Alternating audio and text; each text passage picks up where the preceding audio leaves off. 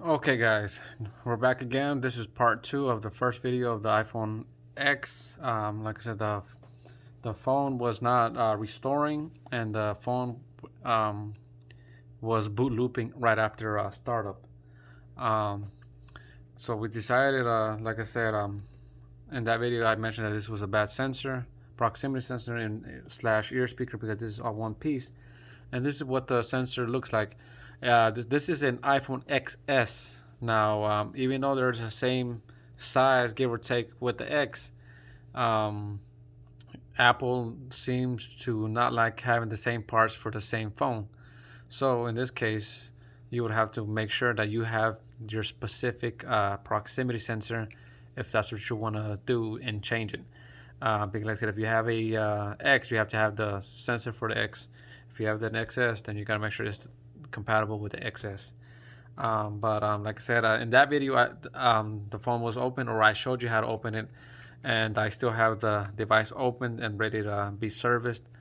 In this case, we're just gonna go ahead and turn it off. I decided to make this into part 2 because, like I said, I'd like to go into a little bit of details of um, what I'm doing.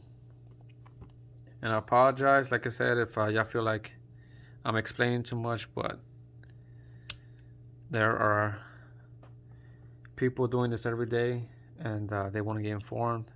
Once you have the battery disconnected, because anytime you do any type of work with a device, to avoid any shock, just make sure you disconnect the battery. I mean, it's nothing complicated. Like I said, fingertip or something plastic, guitar pick, whichever would be easier for you. But like I said, avoid using metal, because you can use if metal touches anything, you can cause a short, and you're gonna have bigger problems than that.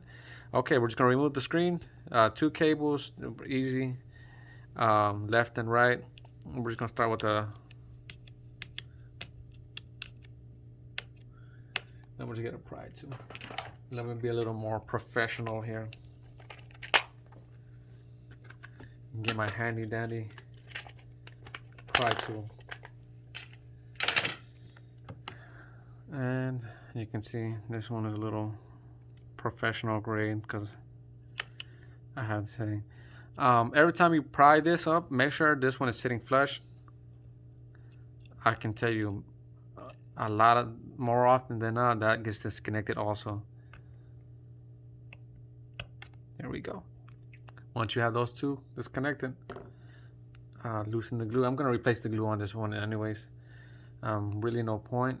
I mean, there is a point. It helps the screen sit down flush with the frame, but since it's cracked but still working, like I said, I'm just showing this if you were to facing this or if you were to be facing this situation and your screen's good, you just don't want to replace it just yet. It's fine. Like I said, that's why I'm doing this in your point of view, and you just want to get the sensor changed. But in my case, I'm gonna have to replace the LCD itself too. Okay, there we go. So let's just move this to the side and make sure you know where your screws are at. And it's not that complicated. It's just a few screws, 3 if I'm not mistaken. One here, and I'm gonna show you with the closer up look. This one was blocked by a black tape, so it's gonna be hard to notice if you're not used to opening these devices. 3. 1, 2, 3. This is what helps the LCD and the speaker sit flush. Now, once you get to this part, to avoid damaging the screen, you're going to use like a flat pry tool. I'm using the flathead screwdriver, and just pry gently if you have a cracked screen.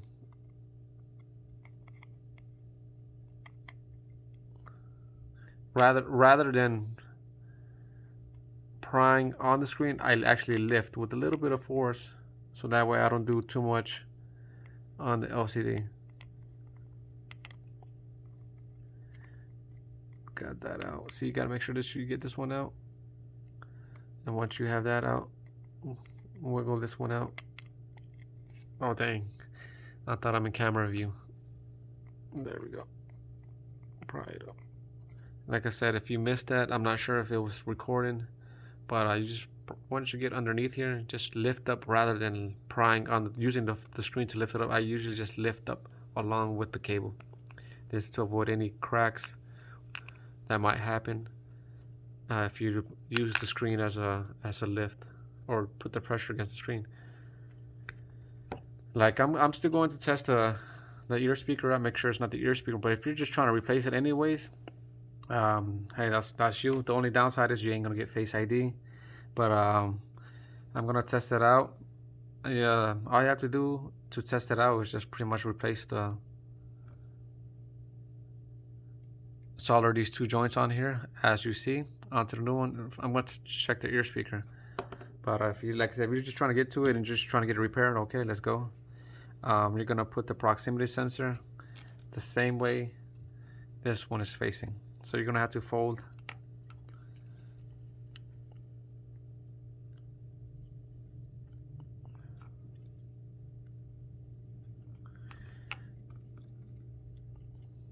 I would sit it down first and then push it over. Just like that. If that's easier for you, there you go. Like I said, I usually just sit this first, and once it's seated properly and in its spot and its housing, and you just bend this flex cable over, and that should be the proximity sensor. If you don't know what the proximity sensor or what it does, is usually whenever you're on the phone, you know how your screen goes pitch black to avoid you touching any buttons on the screen. That's usually what makes that screen go off once it notices your face or any type of touch on the LCD goes off. Now you're just gonna put the 3 screws back.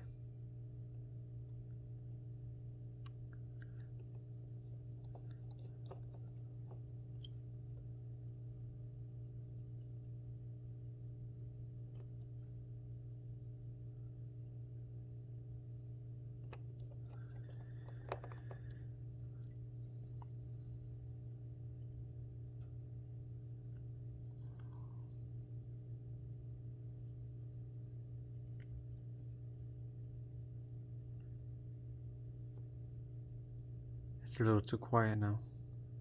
Went from a lot of talking to quiet. It's a little sus. I'm a little concentrating.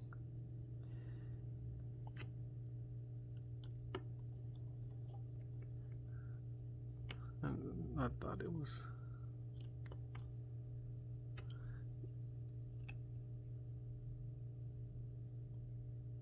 And I thought it was screwing in. I didn't see it was to the left. You know, recording and fixing at the same time is a little bit more challenging than it seems.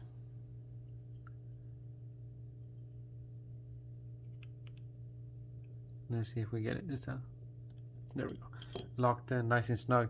So we're ready to go and plug it in. Before, like I said, again, you're gonna have to bend this into shape. So just how you see the last one. Let's make it a little easier. So this is how it's sitting. All you have to do is just like and just get it in there.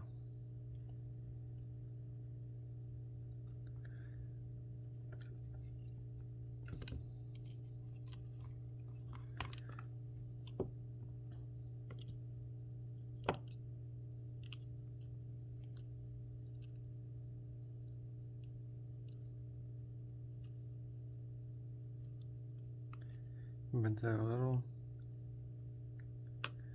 There we go. With this fresh proximity sensor, you should have no problem with your ear speaker. Everything should work out. Camera should work, and your phone would not boot loop. In the previous video, with that sensor connected, the phone was boot looping. before I begin, I'm gonna add adhesive to this. This is what the adhesive should look like. This is for a iPhone 7 or 6, sorry. You just go around the corner, but like I said, in this case, I'm gonna add it anyways. But since it is correct, I mean, kind of defeats the purpose of it. But this is what it is. This is probably for the XR, but I have to go get it. But this is what makes this is the waterproof seal. If you don't have it, it's no biggie. If you don't plan on taking it anywhere near water.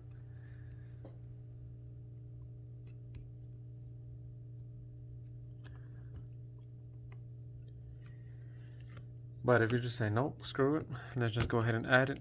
Like, so I'm just trying to keep this video short and sweet. And if everything was done well, everything's well connected, everything was bent into shape.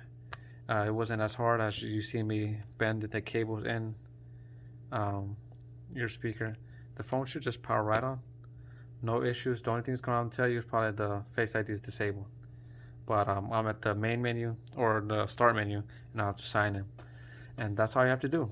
And get the ball rolling on that one. All you have to do is just put the screws back in. You can do that. There are 5 screws, and once you're there, just pop your top screen in first. Create that arch, then slide in the middle. Boom. Your screen should sit flush against it, and add your 2 screws. And from there, you should be good. If you found this video helpful, again, guys, don't forget to like and subscribe. If you have any questions or comments, just leave them in the comment section. Try to get to you when I can. But other than that, like I said, it's just pretty straightforward from there. And again, I hope you guys enjoyed the video. Thanks for watching.